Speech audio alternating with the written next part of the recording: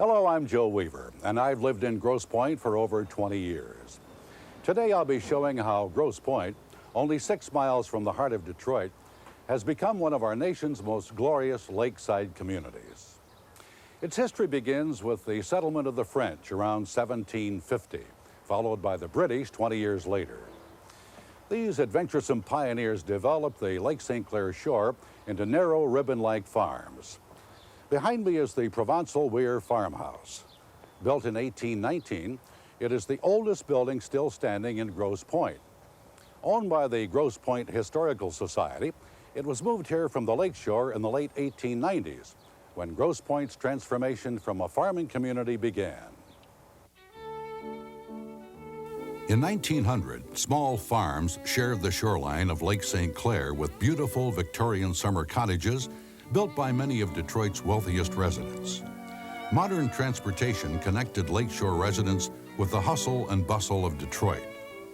Businessmen, lured by the tranquility of Lakeshore Road and Jefferson Avenue, sought refuge from the city by building luxurious lakeside estates.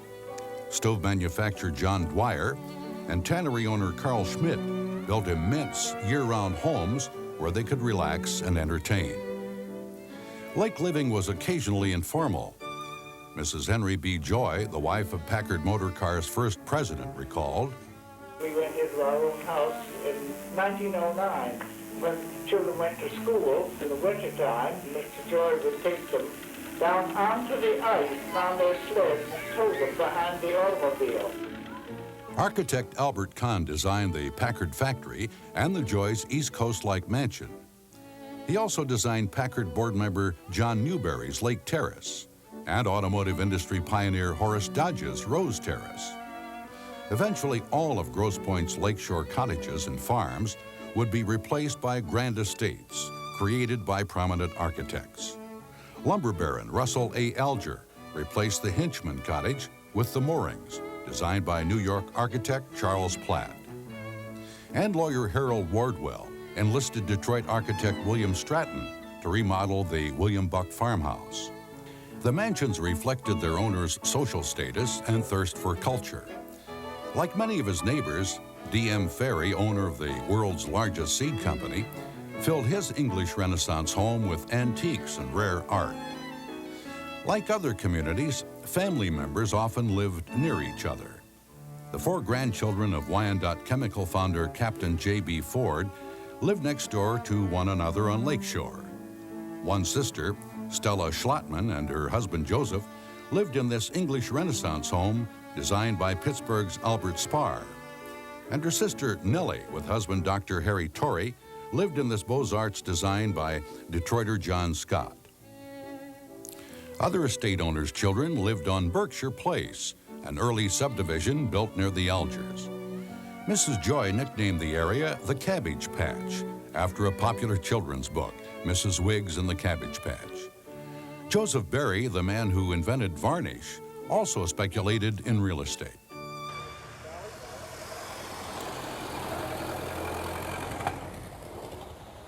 Mr. Barry owned land across Jefferson. In 1906, Barry subdivided the property where I am now standing and called it McKinley Place. Some claim baseball player Ty Cobb briefly lived in the Cabbage Patch-style home behind me. Nearby, Joy Realty platted Beverly Road in 1909.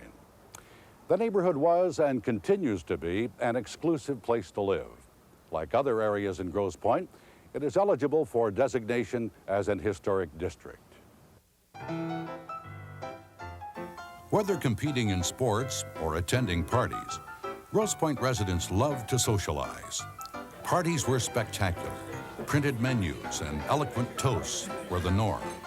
Afternoon garden parties were popular on the grounds of lakeside estates.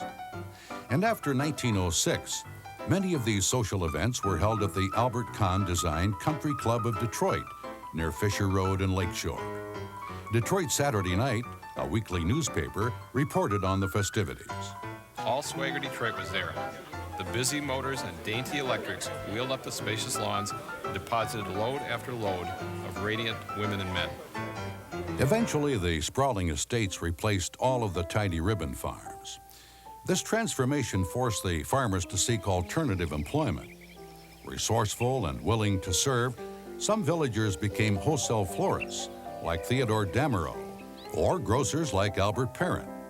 Others found municipal jobs or competed with European immigrants for domestic positions at the mansions. The daughter of an estate gardener claimed that gardeners didn't push lawnmowers in those days. They ran wonderful greenhouses, and gardens were beyond description. We lived on the estate. Our house was supplied, as was all our milk and vegetables. many workers lived on Oak Street, today called Muir Road. Some residents operated businesses from their front parlors along St. Clair Avenue and Kirby Road.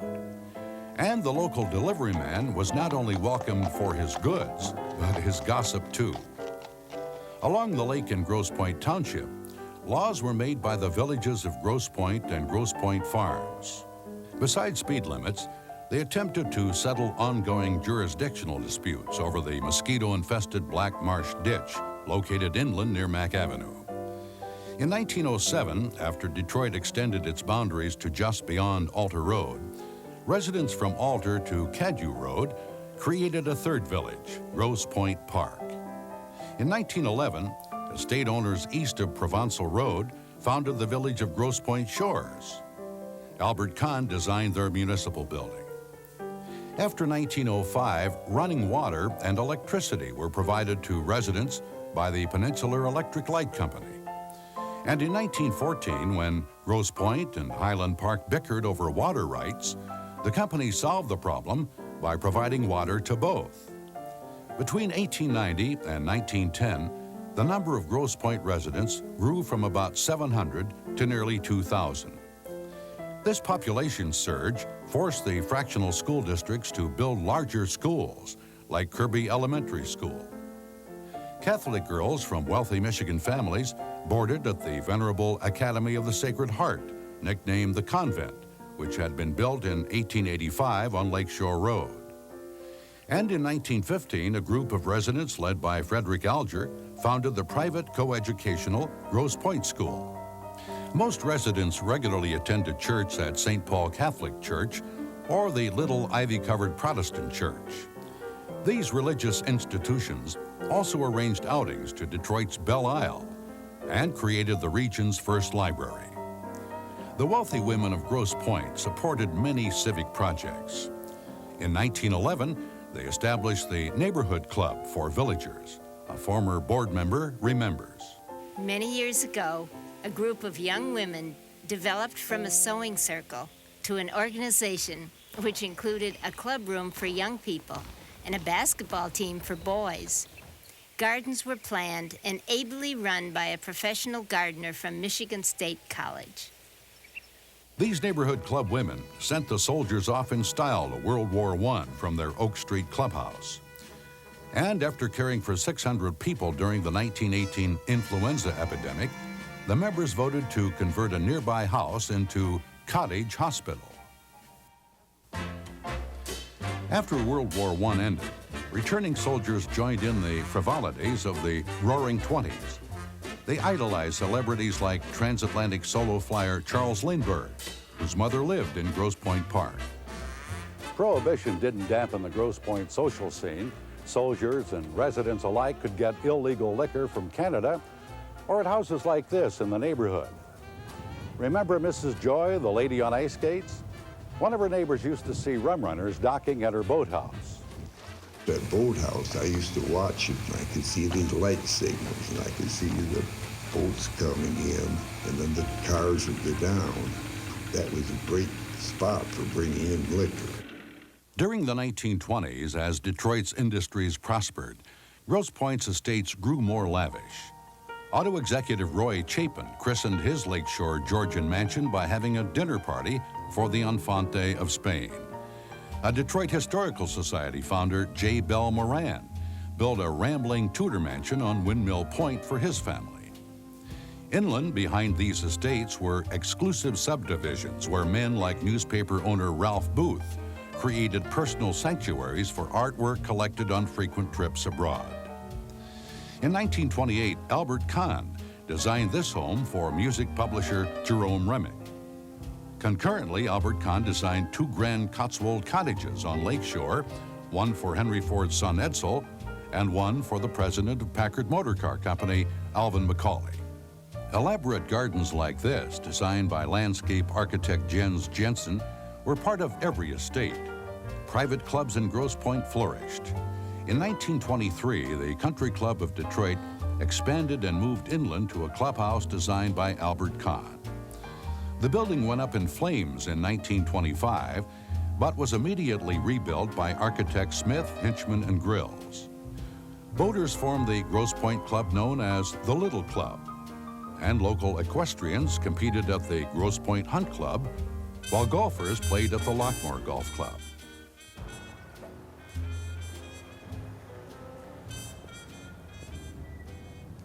The present Grosse Pointe Yacht Club opened in 1929. Local sailors were very proud of their Venetian clubhouse, designed by Bostonian Guy Lowell. Due to the club's aggressive restoration program, the main building looks very much like it did when originally built. By the mid-1920s, Grosse Pointe's population continued to expand as salesmen, school teachers, tradesmen, and shopkeepers moved to bungalows in neighborhoods near both Alter Road and Fisher Road. Most residents shopped in Detroit, but the local shopping area known as the Village was a 2-block strip of retail establishments on Kercheval near Cadieux. Other businesses were scattered throughout the community, like florist Shagel and Keir on Kirby Road, and a movie studio on Vernier Road. Inland behind Grosse Pointe shores, the village of Lockmore was formed in 1927. Also in 1927, growing pains forced the neighborhood club to move to a new, larger building near the village. Community clubs and organizations like the Horticultural Society and Chauffeurs Club moved too. Children loved the neighborhood club's after-school programs. A year later, the newly independent Cottage Hospital moved to its present location at Kercheval and Oak Street. Religious institutions grew in the 1920s too. The Ecumenical Protestant Society, which worshiped in the Little Ivy-Covered Church, converted to Presbyterian. In memory of their parents, John Jr. and Truman Newberry, contributed funds to help replace the Little Ivy-Covered Church with a larger and more dignified building, Grosse Pointe Memorial Church. In 1926, Grosse Pointe Park's Catholic residents formed St. Clare de Montefalco Parish, and on July 4, 1927, dedicated St. Ambrose Church. And in 1931, the new Christ Episcopal Church held its first services in Grosse Pointe Farms. The area's population continued to grow. In 1921, Grosse Pointe's fractional school districts consolidated by forming the Rural Agricultural School District No. 1 and immediately began an aggressive building program.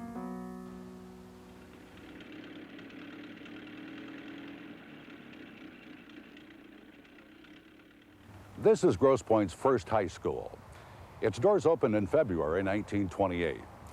Local residents objected so loudly to its being built at this location that a Michigan Supreme Court decision was required before construction could begin. The building's restoration, which began with the school's former library, Clemenson Hall, is ongoing.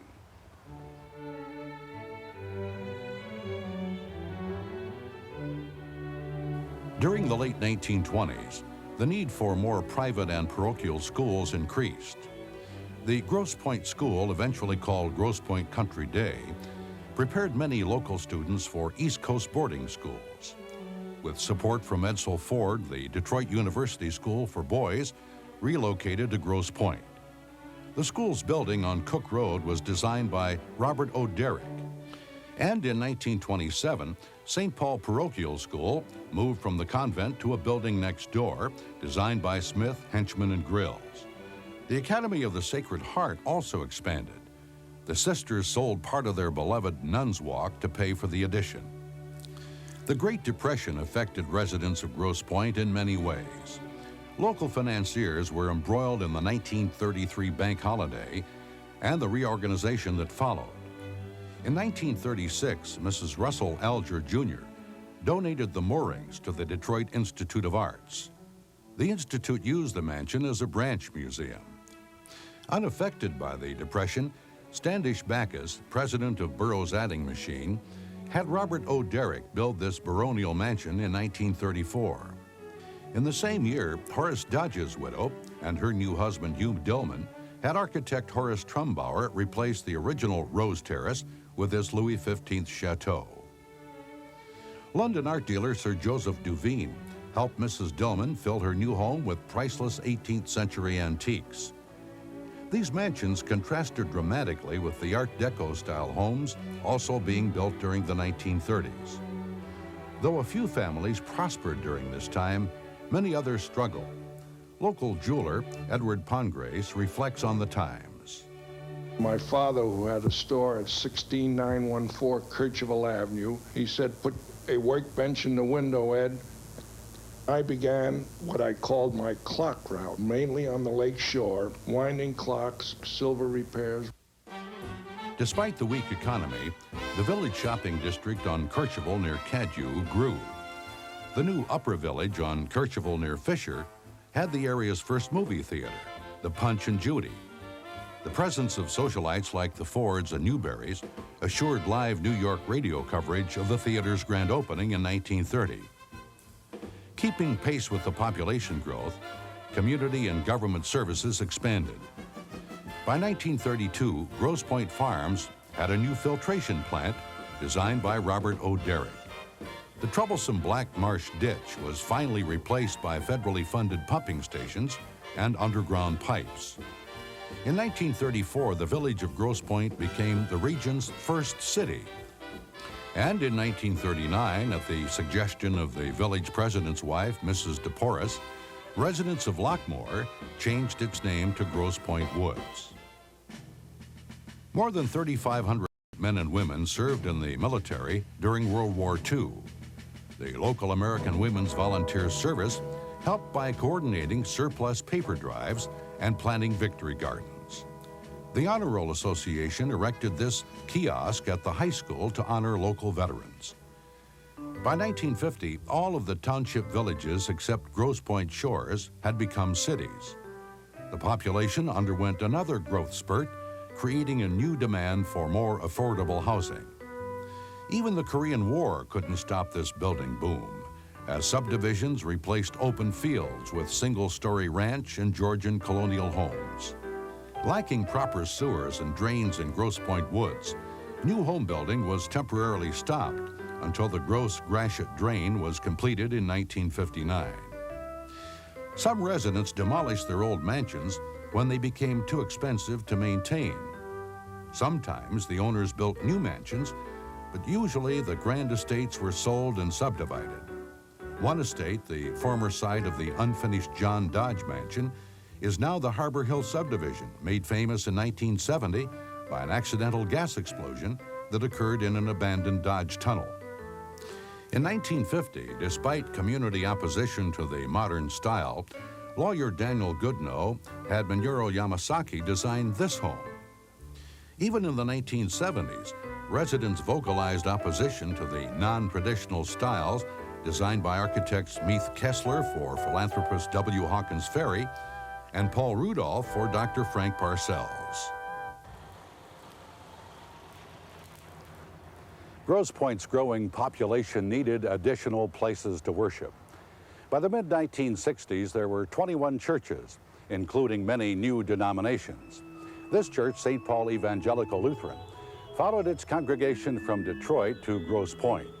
Their doors opened on Sunday, July 2nd, 1950, to a congregation of 400. Since then, the congregation has doubled, and the church continues to undergo restoration to preserve its beauty for future generations. Following World War II, the Baptists also moved from Detroit. In Grosse Pointe Woods, Our Lady Star of the Sea became the area's fourth Catholic parish. Existing congregations supported the new St. Michael's Episcopal and Grosse Pointe Woods Presbyterian churches. By 1970, the population of the 5 Grosse Pointes had grown to 59,000. 5 new elementary and 2 new middle schools were built. And in 1969, a second high school, Grosse Pointe North, was built on land that had been the last working farm in Grosse Pointe Woods. As public schools expanded, private schools consolidated. In 1954, the Detroit University School and Grosse Pointe Country Day School merged and became Grosse Pointe University School, popularly referred to as GUPUS. Minoru Yamasaki designed its campus on Cook Road. And in 1965, Detroit's Liggett School for Girls relocated to Grosse Pointe Woods. 4 years later, Liggett merged with Grosse Pointe University School and became the co-educational University Liggett School. In 1969, the convent's last class graduated. Within a year, concerned parents reopened the school as the co-educational Grosse Pointe Academy. After World War II, Grosse Pointe's art and cultural institutions changed too. In 1949, after the Detroit Institute of Arts ended its association with the Alger House, the home was given to the Grosse Pointe War Memorial Association. The building was readily transformed from an art museum to a community center, as groups like the Grosse Pointe Symphony, Community Theater, and Artists Association used the facility for performances, exhibits, and meetings. More cultural organizations and institutions were formed. Professor and Mrs. Johns, the founders of the Grosse Pointe Community Chorus, remember. In the spring of 1952, we had our first concert at Parcells School. We had such an incredible group. 104. Yeah, the first time we met. Residents welcomed the opening of Grosse Pointe Central Library, designed by a former Bauhaus architect, Marcel Brauer. It was built in the Upper Village in 1953. The shopping area, known as the Hill, or Upper Village, expanded to Muir Road. Robert Edgar's weekly newspaper, the Grosse Pointe News, called the area Rockefeller Center. Another shopping area, the Village, has had a Sanders since 1934 and now has a Jacobson's and several national specialty franchises. Retail establishments and other businesses can also be found on Courchevel Road in Grosse Pointe Park and along Mack Avenue in Grosse Pointe Woods. The 3 local hospitals, Bon Secours, Cottage, and St. John, have become major employers. In 1965, structural problems forced the neighborhood club into a new facility. The club's programs expanded to include senior citizens activities and girls' intramural sports. Once an orphanage, the Children's Home of Detroit now provides interim care for troubled youth on its Grosse Pointe Woods campus. Like people from all over the country during the Vietnam War era, concerned residents marched for peace, crusaded against pollution, and formed interest groups such as the Family Life Education Council. In 1967, the Grosse Pointe Human Relations Council invited Martin Luther King Jr. to speak. Despite some public opposition to his presence in Grosse Pointe, he spoke to a crowd of 2,700 people on March 14, 1968, just 3 weeks before he was assassinated. Somehow, we must all learn to live together as brothers in this country, in this pluralistic, interrelated society. We are all tied together in a single garment of destiny, caught in an inescapable network of mutuality. By 1980, Grosse Pointe's population had declined. Public school enrollment dropped, and the Board of Education proposed closing schools. Parents objected, and an unsuccessful recall of board members was held. After much discussion, Barnes Elementary School was the only facility to actually close. Community involvement continued as residents vehemently objected to developers turning Mrs. Dodge's Rose Terrace into luxury condominiums. Instead, the mansion was demolished and a subdivision was built. Fortunately, the Edsel and Eleanor Ford estate escaped such a demise thanks to Mrs. Ford's foresight. In 1976, her will provided funding for the estate's use by the public as a community cultural center. The residents of Grosse Pointe have always taken great pride in their lakefront parks. This is Grosse Pointe Woods Park, built on property formerly owned by Mrs. Eleanor Ford. The parks continued to reflect the community's needs. In 1991, a children's playscape was built at Patterson Park on Windmill Point. Playscape organizer Gigi Wyman notes that it was wonderful to see the parent working with the child and neighbor working with neighbor. And that was an outcome that we didn't expect, and an outcome that we're going to be feeling for years. Grosse Pointe has changed since the days of ribbon farms, summer cottages, and sprawling estates. The descendants of the original British and French settlers have been joined by people of over 50 different nationalities. Our beautiful shoreline is now shared by suburban homes and municipal parks with children's playscapes. The community of Grosse Pointe continues to change and grow as concern for its preservation merges with plans for its future.